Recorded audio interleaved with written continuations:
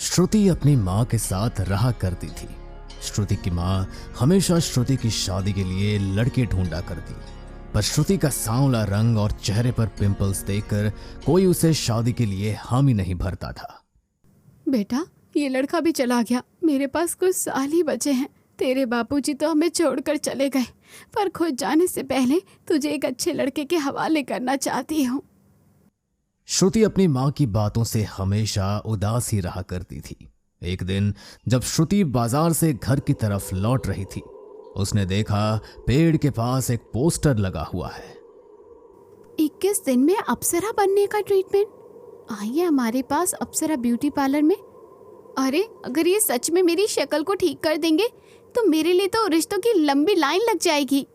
श्रुति दिए गए पते पर पहुंच जाती है। वो एक बहुत बड़ा पार्लर था। श्रुति अंदर चली जाती है, जहां उसे अनीता मिलती है। अनीता का रंग भी सांवला था और फेस पर पिंपल भरे पड़े थे। अनीता श्रुति से पूछती है, क्या तुम भी ट्रीटमेंट के लिए आई हो? श्रुति हाँ में जवाब देती है। दोनों के बीच काफी बातें होती है। तभी अनीता को कमरे के अंदर बुलाया जाता है। थोड़ी देर बाद श्रुति का भी नंबर आ जाता है। अंदर जाते ही राशि श्रुति को चेयर पर बिठा देती है और खीरे के 2 स्लाइस आंखों पर रख देती है। मैडम, अब आप रिलैक्स हो जाइए और अपनी आंखों को आराम दीजिए। राशि फ्रिज में से एक जार निकालकर उस लिक्विड को श्रुति के फेस पर लगा देती है और कुछ ही देर में श्रुति का फेस खून सा लाल हो जाता है। मैडम, अब आपको ये मास्क 30 मिनट के लिए रखना है। मास्क इतना ठंडा और रिलैक्सिंग था कि श्रुति को नींद आ जाती है। जब श्रुति गहरी नींद में होती है, वो देखती है कि अनीता एक अंधेरे कमरे में अकेली बैठी रो रही है। अनीता रो क्यों रही है? जब श्रुति अनीता को आवाज लगाती है, अनीता श्रुति की तरफ देखती है। लाल आंखें, बिखरे बाल, उसके गले से आता खून देखकर श्रुति की नींद खुल जाती है। श्रुति डरी सहमी अनीता अनीता कहते हुए चिल्ला रही थी। आवाज सुनकर राशि कमरे में आ जाती है और श्रुति को शांत करवाती है और फिर फेस वॉश कर देती है। श्रुति को पहले दिन ही काफी फर्क दिख रहा था। आपको देखकर तो लगता है आप हमारे ट्रीटमेंट से खुश हैं। अब आपको 20 दिन और आना होगा और गैप मत कीजिएगा। श्रुति वहां से चली जाती है। देखते ही देखते 21 दिन बीत जाते हैं। अब श्रुति बहुत खूबसूरत और गोरी हो गई थी। आपका बहुत बहुत शुक्रिया, मैं सच में बहुत खुश हूँ। राशि श्रुति को जाने से पहले एक ब्रेसलेट देती है और उसे कभी न उतारने के लिए कहती है। श्रुति को वो ब्रेसलेट काफी सुंदर लगता है, इसलिए वो भी उसे पहन लेती है। श्रुति को अब काफी रिश्ते आने लग गए थे और श्रुति ने एक रिश्ते को हाँ भी बोल दिया। देखते ही देखते अमन और श्रुति की शादी हो गई। पर जब श्रुति किचन में काम कर रही थी, वो ब्रेसलेट श्रुति के हाथ से खुलकर गिर जाता है और उसे पता भी नहीं चलता। एक दिन श्रुति की ननद रूबी उसके कमरे में आती है। भाभी, मैं सोच रही थी आज कुछ स्पेशल बनाओ, चलिए ना, मेरी थोड़ी मदद कीजिएगा, आपका भी टाइम पास हो जाएगा।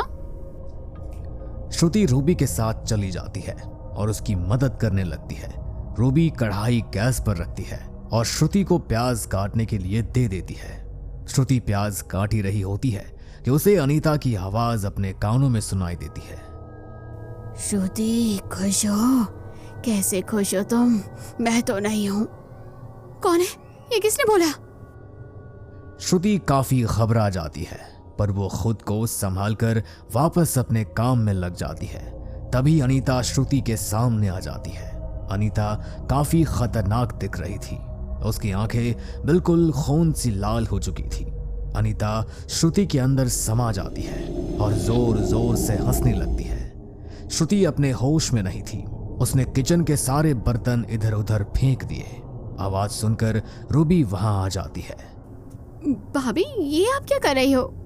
श्रुति रूबी को देखकर एक चाकू उठा लेती है और रूबी को मारने लगती है। दोनों के बीच हाथापाई हो जाती है। काफी संघर्ष करने के बाद भी रूबी खुद को बचा नहीं पाती और श्रुति रूबी के कंधे और हाथ में चाकू से हमला कर देती है। रूबी अपनी जान बचाकर घर के बाहर भागती है और अमन को कॉल करके सब बता देती है। अमन जल्दी से घर आता है और पहले रूबी की मलहम पट्टी करता है। अंदर से श्रुति अभी तक कभी रो रही थी तो कभी जोरों से चिल्ला रही थी। अमन जब श्रुति को देखने किचन को जाता है, श्रुति भागते हुए अमन को मारने आती है। अमन समझ चुका था कि ये कोई भूत प्रेत का मामला है।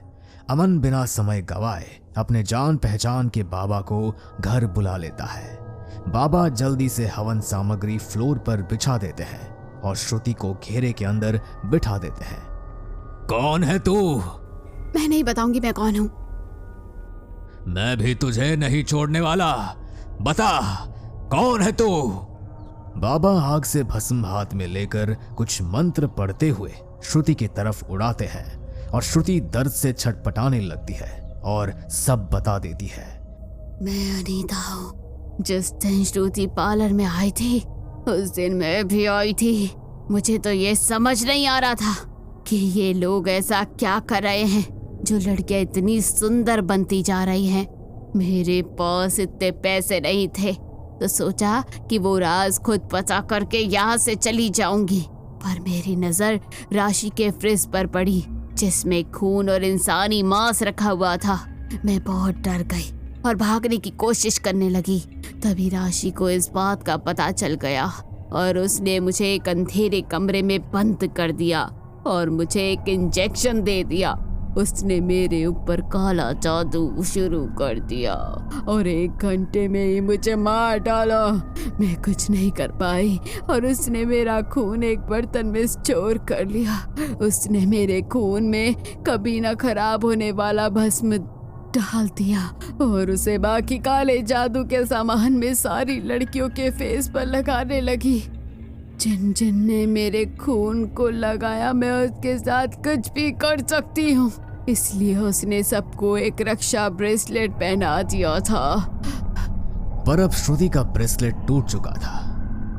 हमें बहुत दुख हुआ तुम्हारी कहानी सुनकर, पर अब तुम जीवित नहीं हो।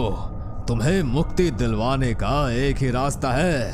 और बताओ तुम्हारे लाश को कहाँ दफनाया गया है? नहीं बताऊंगी।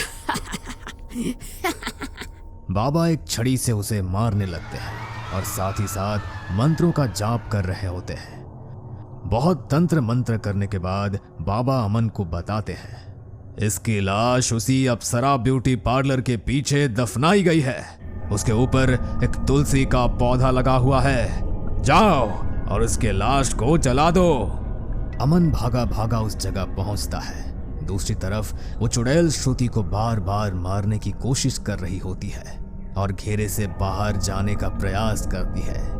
अमन ने जल्दी से तुलसी के पौधे को साइड रखा और खोदना शुरू किया।